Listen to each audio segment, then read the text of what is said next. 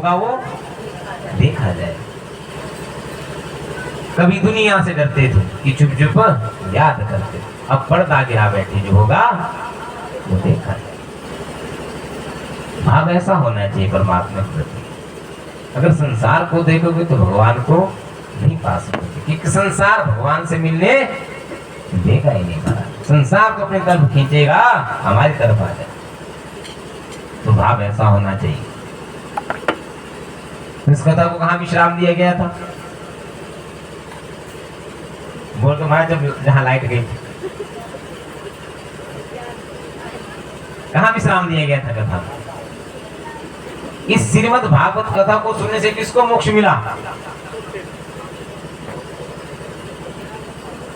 बोलो महाराज। अभी आप लोगों ने कथा सुनी, किसको मोक्ष मिला इस कथा को सुनने से? ज्ञान और वैराग्य। फिर देखो 5 मिनट की कथा भूल गई, फिर आप लोग कहते हैं महाराज पंडित जी किसी का मन बदला ही नहीं, जब सुने कुछ नहीं आप लोगों ने। और जो कथा सुनाई थी ज्ञान वैराग्य को, किसने सुनाई थी?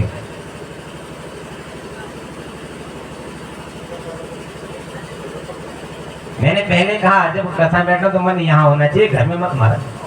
यहाँ बैठे और मन इधर उधर चला गया, यही तो बात है। सनक सनंदन सनातन सनक कुमार ने कथा सुनाई, इसलिए कुछ ना कुछ तो सीख कर जाओ। जब भाव जागेगा हमारे लिए, जब आप लोग जाओगे कि महाराज जी क्या कथा सुनाई थी, क्या हमने सुना, तो वो ध्यान हमारा भक्ति के मार्ग पर चलेगा। संसार को देखोगे, संसार कभी हमारा हो।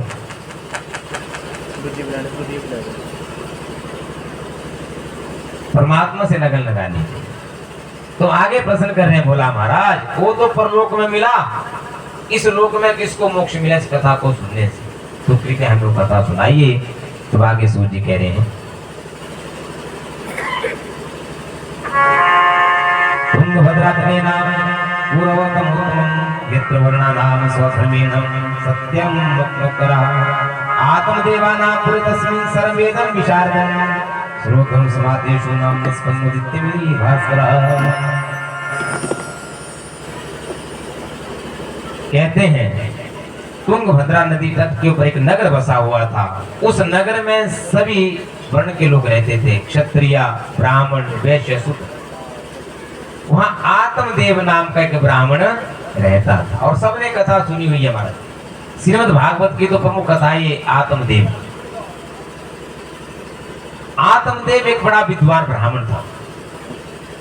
आत्मदेव के बराबर कोई और दूसरा ब्राह्मण नहीं था, इतना बड़ा विद्वान था, धन संपत्ति सब कुछ था आत्मदेव के पास, बड़ा जो उसके पास होना चाहिए था। परंतु एक बात का दुख था उसको, कि उसके घर में कोई संतान नहीं।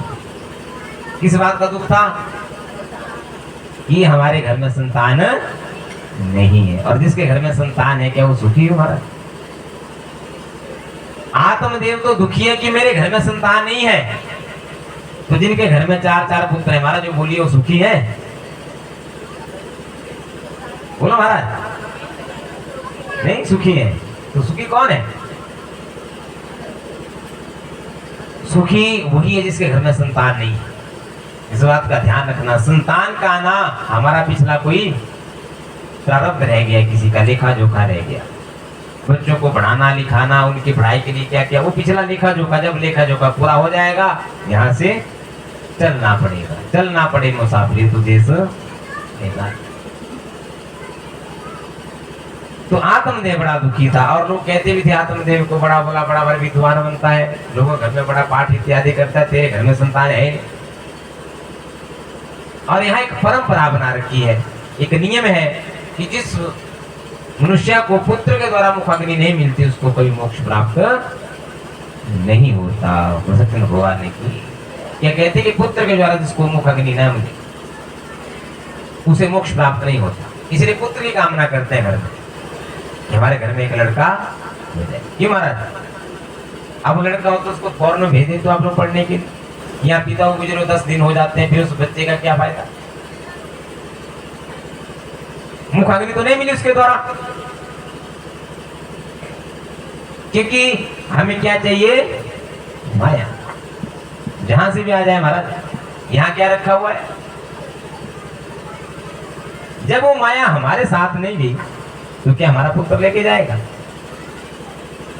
सुख नहीं मिलेगा महाराज, आनंद नहीं मिलेगा उस माया के द्वारा। आनंद मिलेगा भगवान से प्रीति लगाओगे, आप भजन पाठ करो। तब कहते हैं आत्मदेव बड़ा दुखी था। उनके घर में इसकी पत्नी है धुंधली, वो अलमस्त रहती थी, उसे कोई चिंता नहीं किसी बात। तो आत्मदेव बड़ा दुखी हुआ, बोला भाई मेरे घर में संतान नहीं है, तो उस जीने से तो मरना ही अच्छा है, लोग ताने मार रहे हैं, तो चल पड़ा मरने के लिए। और एक पहाड़ी पे जाकर जैसे छलांग मारने लगा नीचे को, वहां एक महात्मा संत आ। महात्मा ने पूछा, बोला आत्मदेव क्या कर रहा है तू? बोला कि सुन, दिखाई नहीं दे रहा कि मैं नीचे छलांग मार रहा हूँ। बोला क्यों? यहाँ महात्मा ने कहा आत्मदेव को, बोला तू इतना विद्वान है, खड़ शास्त्री है, 6 शास्त्रों को जानने वाला, सारे ग्रंथ तूने पढ़े हुए हैं, तो तू क्यों मर रहा है? बोला महाराज मेरे घर में सब कुछ है, परंतु मेरे घर में कोई संतान नहीं, लोग ताने मारते हैं। तो महात्मा ने कहा, बोला हे आत्मदेव तुम्हारे भाग्य में संतान सुख नहीं है, सच्चन भगवान की। अगर ऐसी बात हमारे घर में हो जाए तो समझना हमारे घर में संतान सुख नहीं है, भाग्य का वेग होता है। परंतु आत्मदेव ना माने, बोला मरा तब तो मरना ही अच्छा है, पुत्र की इच्छा सबको होती। बहुत समझाने पर भी आत्मदेव ने समझा। तो महात्मा ने एक फल दिया उसे, फल को अपनी पत्नी को खिला, फल ग्रहण करेगी तो घर में संतान आ जाएगी। परंतु उस फल खाने का नियम बताया गया, और वो नियम आज भी है। अगर उस नियम से अगर आप लोग पालन करोगे तो हमारे घर में भी संतान आएगी। तो महात्मा ने कहा, बोला जब तुम्हारी पत्नी इस फल को ग्रहण करेगी तो उसे कहना कि 1 साल तक झूठ नहीं बोल, पति से पहले कभी भोजन ग्रहण नहीं करे, सास ससुर को आगे से कोई जवाब नहीं देना, उनकी सेवा कर, और 1 साल तक किसी के प्रति छल कपट नहीं। उस तरह से ये नियम रखना पड़ेगा। और आज भी अगर कोई माताएं मैंने अगर ऐसा नियम रखोगी तो हमारे घर में भी अच्छी संतान आएगी। नियम है। फल का तो हमें बताया गया ना, फल का मतलब नहीं, एक बात बताएगी, नियम बताएगी, इस नियम के द्वारा वो इस व्रत को करे, ये व्रत बताया गया था। और केवल भगवान का सुमिरन करना, एक कमरे बंद रहना। आत्मदेव बड़ा प्रसन्न हुआ, बोला ठीक है महाराज। अब आत्मदेव चल पड़ा घर को वापस। जब जाने लगा तो महात्मा ने जाते जाते एक बात कही, बोला हे आत्मदेव आज तू मरने के लिए आए कि तेरे घर में संतान नहीं है, तू एक दिन मरने के लिए फिर आएगा कि मुझे मेरी संतान ने दुखी कर दिया है। वो सच्चन भगवान की। और देखना सबके जीवन में ऐसी बात आती है, एक न एक दिन आदमी इतना दुखी होता है कि मैं मर जाऊं, मेरी संतान ने मुझे दुखी कर दिया, ऐसा मन करता है हमारा। तो आत्मदेव घर में आता है, धुंधली को कहा, बोला भाई लो भाग्यवान, महात्मा ने इस फल को दिया, इस फल को ग्रहण करना, हमारे घर में संतान आ जाएगी। अब आत्मदेव कौन है? आत्मदेव है हमारा मन।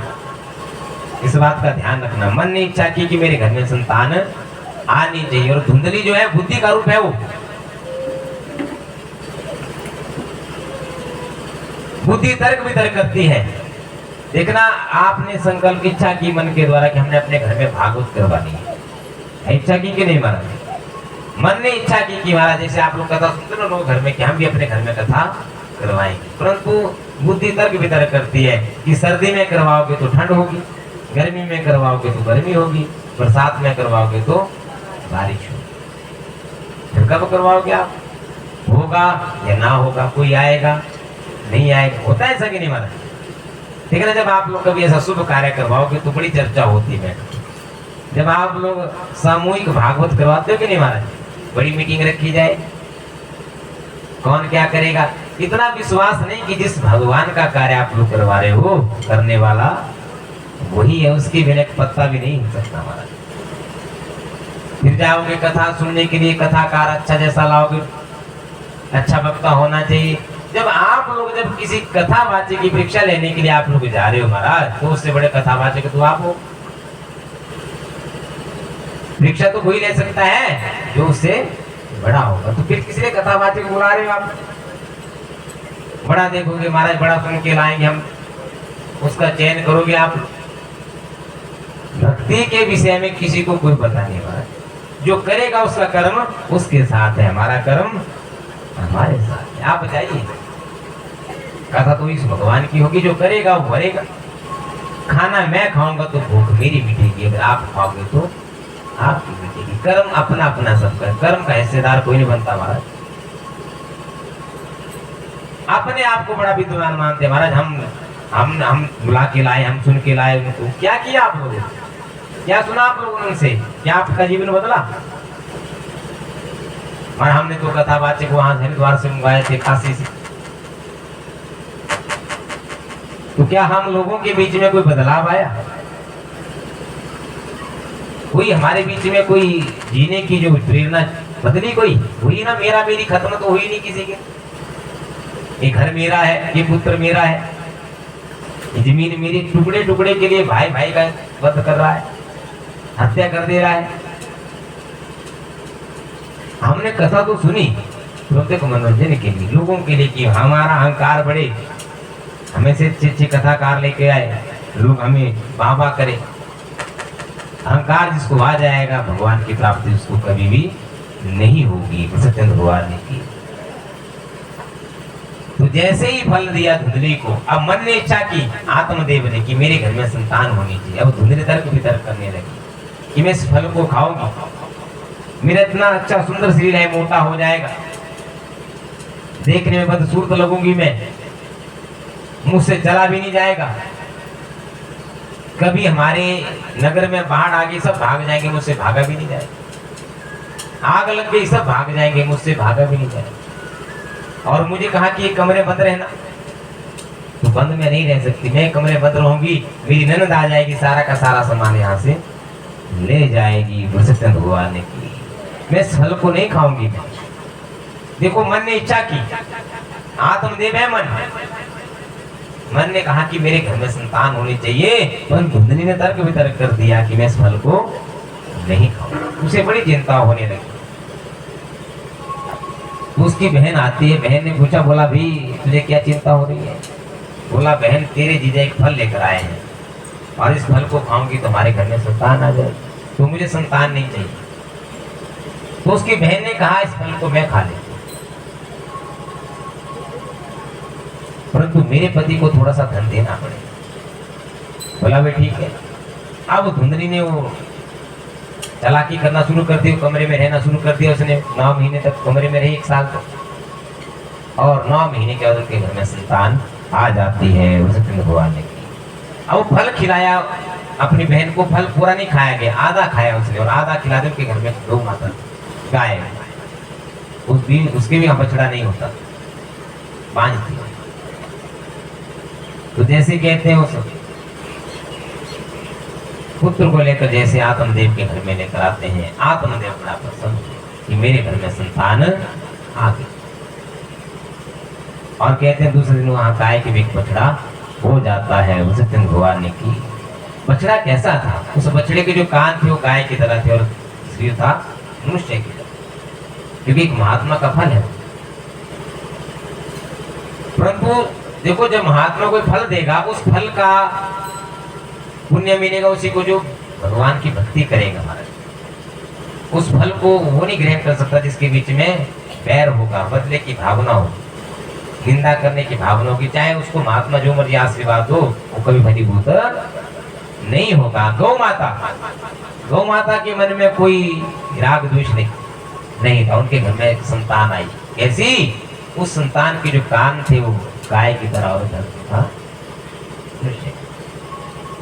आत्मदेव बड़ा प्रसन्न हुआ कि मेरे घर में संतान आ गई, गाय बांटी दो, बड़ा खुश। और गौ के भी यहाँ बछड़ा हो गया। जैसे पुत्र 11 दिन के हुए तो उनका नामकरण संस्कार होने लगा। तो जो गाय का जो बछड़ा था उसका नाम रखा गया गौकर्ण। बोले गौकर्ण महाराज की। गौकर्ण क्यों? उसके जो कान थे वो गाय की तरह थे और एक अच्छा भगत बनाओ। अब जब दूसरे बच्चे का नाम रखने लगे शास्त्र विधि के द्वारा, तो धुंधली कहते बोला महाराज ये मेरी संतान है, इसका नाम मैं रखूं। उसका नाम रखा गया धुंधुकारी। क्या नाम रखा गया? क्या नाम जो से बोलो महाराज? धुंधुकारी। धुंधु देने वाला, जैसा नाम वैसा काम। इसलिए नाम ऐसा रखना चाहिए महाराज जिसका कोई ना कोई मतलब। संस्कार पढ़ते हैं इसलिए कहते हैं समृद्धि जन्मति संस्कारम। जैसा स्मरण करोगे वैसे संस्कार पड़ेगा। अब दोनों पुत्र बड़े होने लगे, तो जो गौकर्ण था वो भगवान की भक्ति करता था, पूजा पाठ करता था, और जो धुंधुकारी था लड़ाई झगड़ा करना, गाली गलौज करना, गांव के लड़कों के साथ खेलना, और किसी के बच्चे को उठाना कुएं में जाकर फेंक देना। घर में शिकायतें आने लगी। बोला महाराज आपका जो पुत्र है धुंधुकारी, उसने बड़ा दुखी कर दिया है, लड़ाई झगड़ा करता है, चुगली लगाता है, विद्यालय नहीं जाता। अब धीरे धीरे बड़ा होने लगा तो मदिरा पान करने लगा, मांस भक्षण करने लगा एक ब्राह्मण के घर में। देखो इसलिए कहते हैं ब्राह्मण को कैसे पहचानना चाहिए। जाति से ब्राह्मण नहीं होते, जन्म जाए तो शूद्र, जन्म से सब शूद्र माने गए हैं। कर्मों से पता लगता है कि ब्राह्मण है, क्षत्रिय है, वैश्य के शूद्र है। ब्राह्मण का कर्म नहीं है कि मांस भक्षण करना, मदिरा पान करना, ये ब्राह्मण का कर्म नहीं।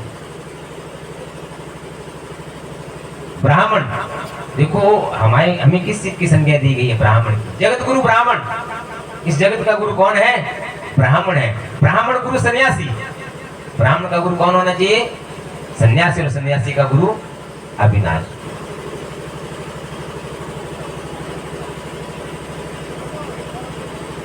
रावण भी ब्राह्मण था महाराज।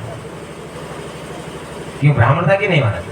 रावण की तरह कोई भी विद्वान नहीं हुआ, परंतु कर्मों के द्वारा क्या माना गया? रावण को राक्षस माना गया कि नहीं? कर्म से पता लगता है कि हम लोग ब्राह्मण है कि राक्षस है। मांस भक्षण करना हमारा कर्म है। भगवान ने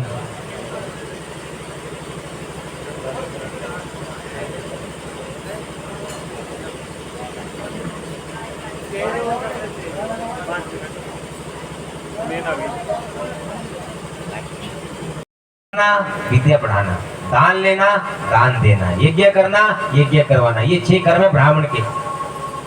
अपने कर्मों को पहचानो आप लोग। हमारा क्या कर्म है? ब्राह्मण के 6 कर्म कहे गए। विद्या ग्रहण करना, विद्या पढ़ाना, ये ब्राह्मण का कर्म था।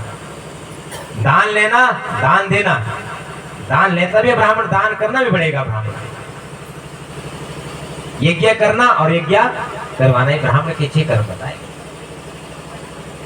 तो आत्मदेव को कहा, बोला महाराज जो आपके घर में संतान आई उसमें ब्राह्मण कर्म नहीं है। मदिरा पान करना। अब जुआ खेलता था वो, वहां विद्यालय से बच्चों की चीज उठाकर घर में लाता था। माता बड़ी प्रसन्न होती थी, मेरा पुत्र है, बढ़ावा माता देती। अब जब जुआ खेलने लगा तो जितना भी धन संपत्ति इकट्ठी की थी आत्मदेव ने धीरे धीरे सब खत्म कर दी। सत्यन भगवान ने, इसलिए संतान की कामना करते हैं। आप लोग कहते हैं इतना कमाया किसके लिए? किसके लिए? संतान के लिए। बोलते ना हमारा इकट्ठा करते। फिर उस संतान को पता है कि माता पिता ने बहुत कमाकर जोड़ा है, और हम खुद अपने बच्चों के संस्कार बिगाड़ते हैं। संस्कार देखो, लाड़ प्यार होता है खाने पीने का, संस्कारों का नहीं। संस्कार अच्छे होने के। तो हम कहते हैं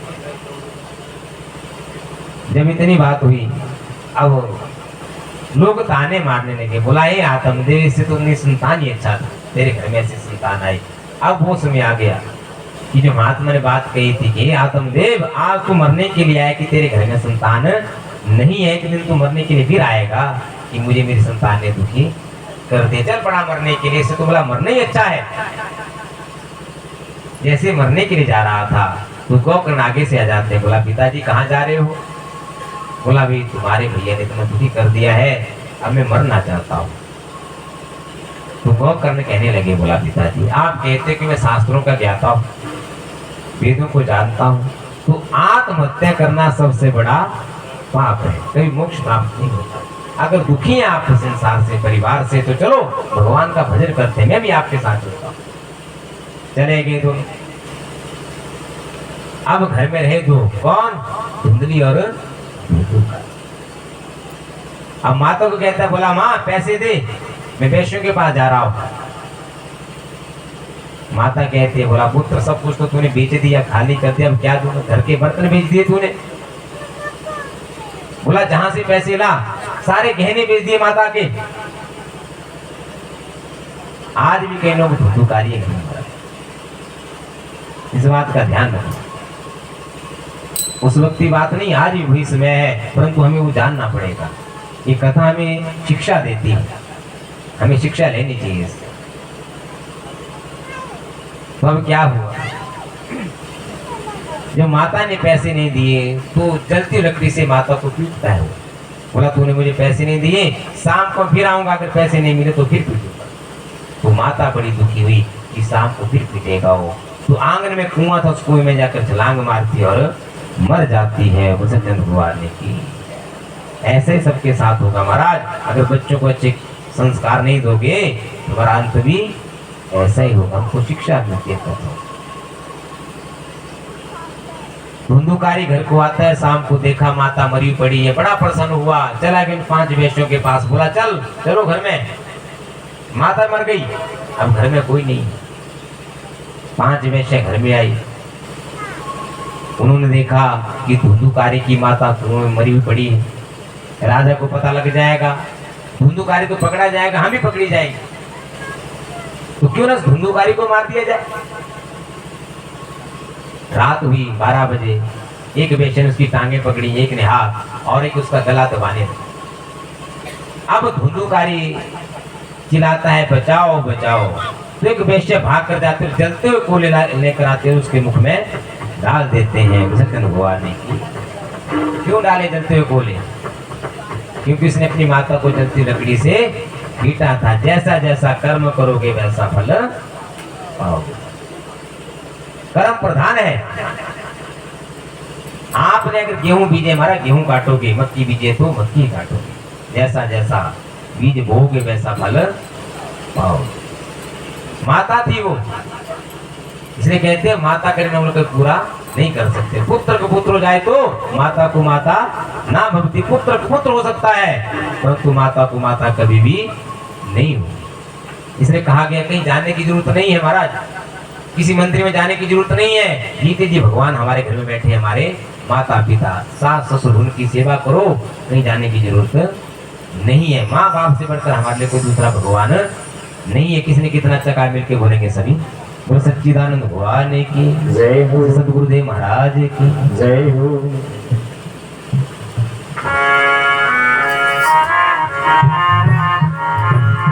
सच्चिदानंद भगवान की जय हो। माँ बाप से बढ़कर जग में नहीं दूजा कोई ठिकाना। माँ बाप से बढ़कर जग में नहीं दूजा कोई ठिकाना। जिसने तुझे जन्म दिया है उसका नहीं दुखाना। माँ बाप से बढ़कर जग में नहीं दूजा कोई ठिकाना। जिसने तुझे जन्म दिया है उनका नहीं दुखाना। माँ बाप से बढ़कर जग में नहीं दूजा कोई ठिकाना। जिसने तुझे जन्म दिया है उनका नहीं दुखाना। माँ बाप से बढ़कर जग में नहीं दूजा कोई ठिकाना। आए, लौटने का नहीं दोबारा। माँ बाप से बढ़कर जग में हाथ सेवा करते हैं।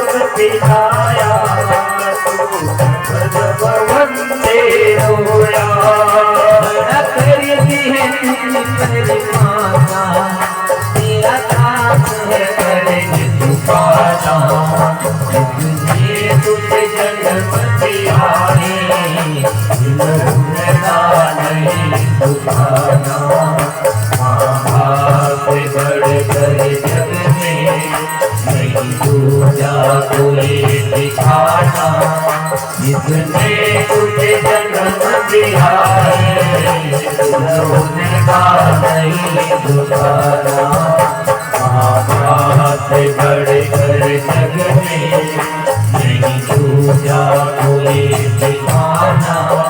जिसने तुझे जन्म दिया है, लौटने का नहीं दोबारा।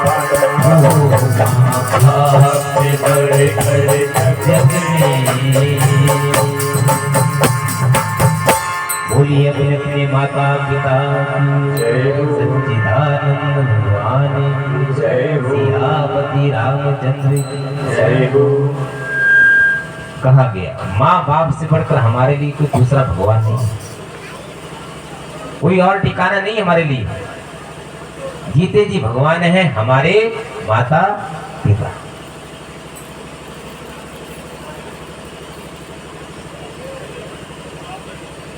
हम क्या करते हैं, माता पिता को बोझ समझ लेते हैं महाराज। क्यों? अब कई बच्चे कहते हैं माता पिता को आपने हमें दिया क्या? बोलते नहीं कि महाराज आपने हमें क्या दिया? आज मैं आप लोगों के सामने बैठा हूं, आप लोगों से मिला, ये सारा पुण्य प्रताप मेरे माता पिता। अगर वो हमें संस्कार नहीं देते महाराज तो शायद हम लोग इस स्थान पर नहीं बैठे। ये सारा पुण्य प्रताप मेरे माता पिता है, और उनका जो हमारे ऊपर जो कर्ज है हम कोई पूरा उसको नहीं कर सकते। माँ बाप का ऋण पूरा करना बड़ा मुश्किल है।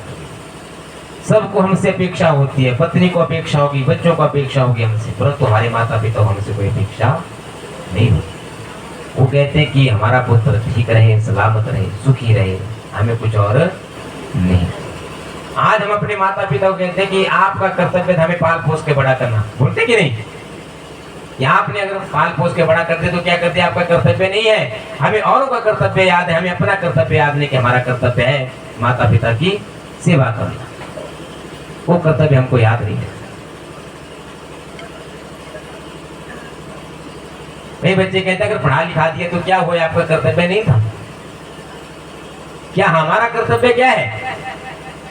एक बात ख्याल रखना, अगर हमने माता पिता की सेवा नहीं की हुई होगी, हमारी सेवा भी नहीं होगी। इस बात का ध्यान रखना। आज हमको अच्छा लगता है कि महाराज हम किसी के आगे झुकेंगे नहीं, तो एक समय ऐसा आएगा कि हमें दूसरों की तरफ देखना।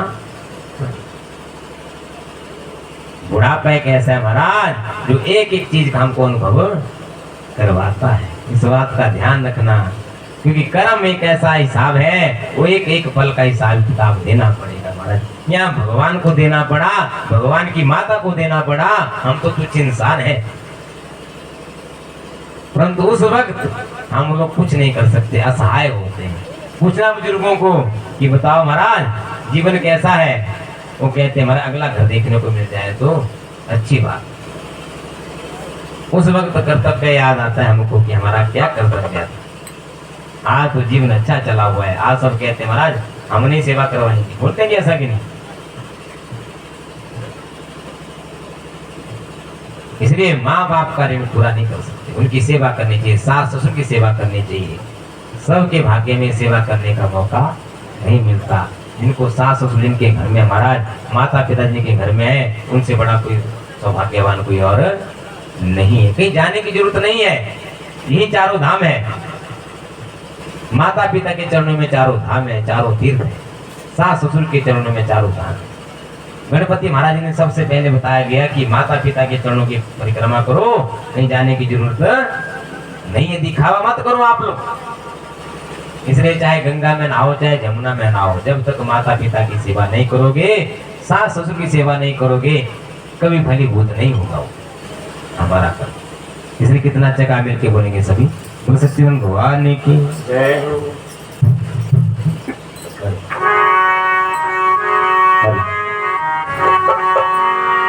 बोल सकते हैं भगवान की जय हो। नाई आई गंगा बेड़ी, नाई आई जमुना, करी आई चारों धाम की।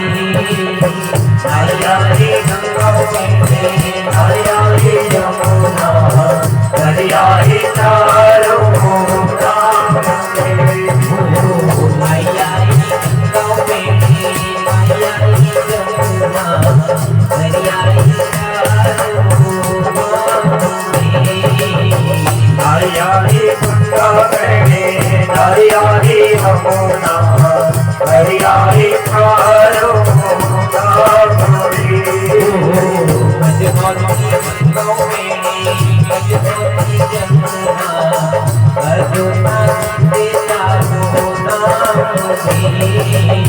बजनोती गंगा बेड़ी, बजनोती यमुना, अजोता जीते चारों धाम की। नाई आई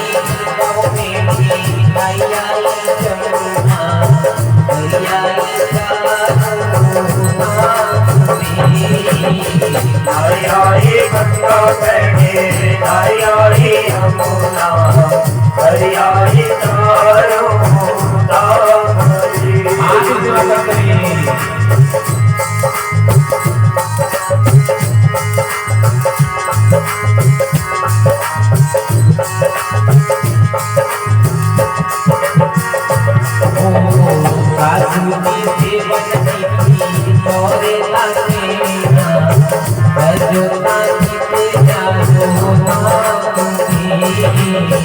आतुति शिवति तोरे खातेना, अजोता जीते चारों धाम की।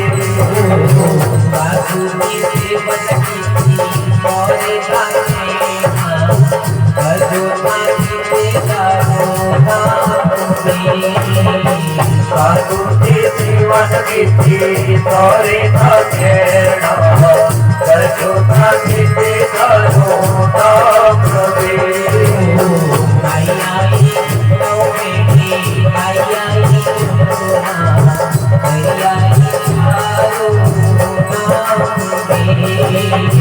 नाई आई गंगा बेड़ी, नाई आई यमुना, करी आई चारों धाम की। बोलो सच्चिदानंद भगवान की जय हो, सद्गुरुदेव महाराज की जय हो। कहा गया चाहे गंगा में नहाओ चाहे जमुना में नहाओ, जब तक माता पिता की सेवा नहीं करोगे कभी हमको उसका पुण्य नहीं। सास ससुर की सेवा नहीं करा, देखो ना जब सास ससुर जीवित थे तब तो भोजन के लिए को नहीं पूछते थे, बाद में बड़े भंडारे लगाओ, करते हो ऐसा कि नहीं? जब उनको जरूरत है तब तो आपने खिलाया नहीं। दिखावा हम लोग ज्यादा करते हैं, जिनको जरूरत है उनको देना चाहिए, उनकी सेवा करनी चाहिए। तो यहाँ धुंधुकारी की मृत्यु हो जाती है। जैसे मृत्यु हुई तो धुंधुकारी प्रेत योनि में चला गया।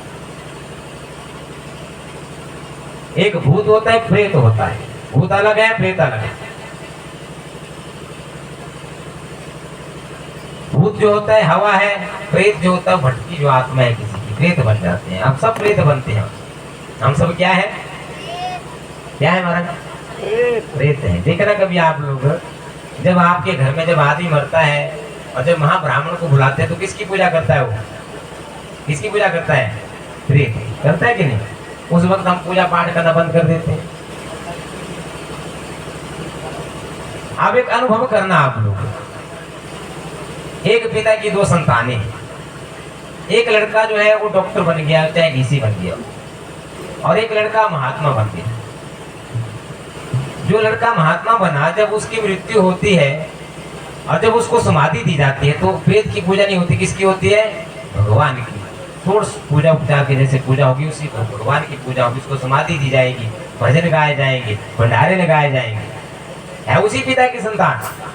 और एक प्रधानमंत्री है, वो मर गया, उसको जला दिया जाएगा, उसकी प्रेत की पूजा की जाएगी। महाब्राह्मण को बुलाएंगे और जहां उस लड़के को जो महात्मा बनाओ, जहां समाधि दी जाएगी, लोग जाएंगे, मत्था टेकेंगे वहां जाकर, डर नहीं लगेगा उनको। रात को जाए दिन को जाओ, मत्था टेकेंगे, मन्नत मांगेंगे। और जहां हमको जलाया जाएगा प्रेत को, वहां लोग जाने से भी डरते हैं। मृत्यु भगवान की देखो, दोनों है एक पिता की संतानें। हम एक ने भजन किया तो भगवान को पाया, भगवान बन गया, और एक ने संसार को पाया, क्या बन गया? प्रेत। अब आप लोग बताओ, आपने क्या बनना है? बोलो महाराज। अब रास्ते बता दिए अब आप लोगों को, अब चलना हमको पड़ेगा। ऐसा नहीं कि आप भी नहीं बन सकते हम लोग। क्या बनना चाहते हो, प्रेत कि भगवान? अब आई बात हुई ना कि प्रेत बनना चाहते हैं। भगवान भी तभी आएंगे जब जैसी इच्छा होगी। वहां भंडारे लगते हैं, जैसे बाबा बालकनाथ जी हुए हमारी तरह खेन साहब, आज दुनिया जा रही मत्था टेक, और हमको जलाते हैं, कोई याद भी नहीं करता हमारा। अब तो ऐसे संप्रदाय चल पड़े कि श्राद्ध भी बंद कर दिए। पितरों के श्राद्ध होते बंद हो गए, हमारा श्राद्ध नहीं होता। तो प्रेत युग में चला गया हूँ। फिर कहते हैं जब प्रेत युग में चला गया, भटका हो, तो गोकर्ण को पता लगे कोई इनके घर में ऐसी घटना घट गई, माता की मृत्यु हो गई, भाई को मार दिया गया। तो घर में आता है, अकेला कमरा था, अकेले घर में रहने लगा। तो रात को एक बिल्ली आती, बिल्ली आई, वो बिल्ली कभी इधर जाए कभी उधर जाए।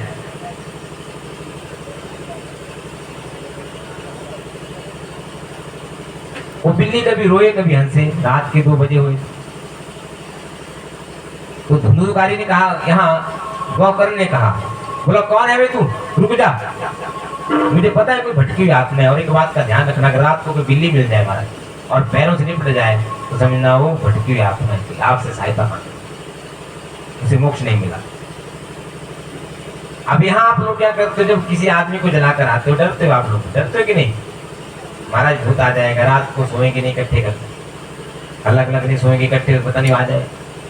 आप विचार करो कि जब आप लोग इतने सारे लोग गए थे और 4 लोग फिर रखे वहां की, दिल को जलाकर आ जाना, जब आपने उसको जला दिया, राख बना के आगे, वो कहां से आएगा? फिर कहते मुझे फलाना नाम मिला, कैसे मिलेगा? वो नहीं मिलता कभी भी नहीं महाराज, क्योंकि जो आत्मा है जब उसका आधार आपने जला दिया, वो जाएगी कहां? वो जो हमारा शरीर बनता है 5 महाभूतों से बनता है, पृथ्वी, जल, तेज, वायु, आकाश। जब जला दिया जाता है उनके साथ फिर मिल जाता है।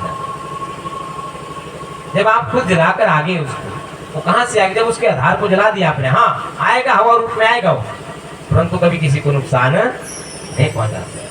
वो बकरी के रूप में आएगा, बिल्ली के रूप में आएगा, परंतु कभी किसी को नुकसान नहीं पहुंचा सकता, जब उसका कोई आधार है नहीं। बिना आधार क्या हो, केवल हवा मात्र है, वो रूप मिल जाएगा, रूप बना देगा वो, परंतु कभी किसी को नुकसान नहीं पहुंचाएगा। तो अब कहते हैं धुंधुकारी प्रेत योनि में चला गया। तो धुंधुकारी रोने लगा, बोला भैया मैं तुम्हारा भाई हूँ धुंधुकारी, मैंने दुखी किया माता पिता को, लोगों को दुखी किया, तो मैंने अपनी माता को मरने के लिए मजबूर कर दिया, मैं प्रेत योनि में चला गया हूं। तो कृपया कोई साधन कीजिए, मुझे इस आत्मा इस प्रेत योनि से मुक्ति मिल जाए। तो गौ करने कहा, बोला भाई ठीक है। सुबह ब्राह्मणों को बुलाया, सबने कहा, किसने बोला शांति पाठ करवाओ, किसने कहा गायत्री जाप करवाओ, परंतु उसकी आत्मा को शांति नहीं मिल रही। गीता का पाठ करवाया परंतु आत्मा को शांति नहीं, प्रेत योनि में चला गया। अब गौकर्ण को क्रोध आ जाता है, उसने सूर्य को रोक दिया, सूर्य की रोशनी को रोक दिया। तो सूर्य ने कहा, बोला भाई मुझे क्यों रोका गया? उसने कहा, बोला भाई मेरे पिता को गति, मेरे भाई को गति नहीं मिल रही है, तो कृपया मुझे कोई ऐसा साधन बताइए जिसके द्वारा उनको गति मिल जाए, मोक्ष मिल जाए। तब कहा कि श्रीमद् भागवत की कथा सुनाइए सत्येंद्र भगवान की। अब गौकर्ण कथा सुनाने लगा और नगर के लोग कथा सुनने लगे, और वहां धुंधुकारी भी आ जाता है। अब धुंधुकारी तो आ गया, होता हवा में, वो वायु रूप में था, उससे एक जगह बैठा ना जाए। बोला भैया मुझे एक जगह बैठा नहीं जा रहा है, मैं कथा श्रवण कैसे करूं, क्योंकि मेरा कोई आधार नहीं है, कृपया मुझे कोई आधार बनाओ। तो कहते कि बांस का डंडा 7 गांठों वाला खड़ा कर दिया, और उसकी गांठ में जाकर धुंधुकारी बैठ जाता है सत्येंद्र भगवान की। जब एक दिन की कथा पूरी होती तो एक गांठ टूट जाती है, जब दूसरे दिन की तो दूसरी टूट गई, जब तीसरे दिन की तीसरी टूट गई, जब 7 दिन की कथा पूरी होती तो 7 के 7 गांठें टूट जाती हैं। और धुंधुकारी साक्षात भगवान विष्णु का रूप, पीले वस्त्र धारण किए हुए, और भगवान का विमान आता है, उसके ऊपर उसको बैठाकर ले जाते हैं सत्येंद्र भगवान ने।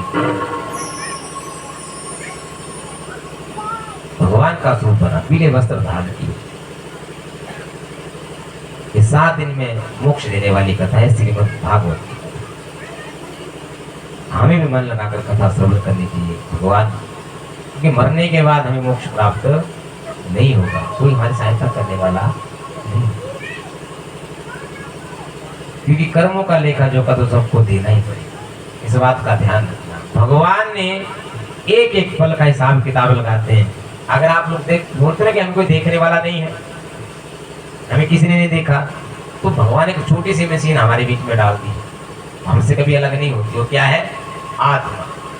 वो दृष्टा है हमारी, कि हमारे इसने पाप किए, उसने ये पुण्य किए। इसलिए कहते हैं भगवान के पास सबका लेखा जोखा लगा हुआ, पल पल का हिसाब किताब लगाता है वो, एक एक पल का। भगवान कभी किसी को दुखी नहीं करता, ना कभी किसी को सुखी करता है। दुख सुख करते हमारे केवल कर्म, कर्म वैसे होने चाहिए। इसलिए कितना चका मिल के बोलेंगे सभी, बोल सच्चिदानंद भगवान की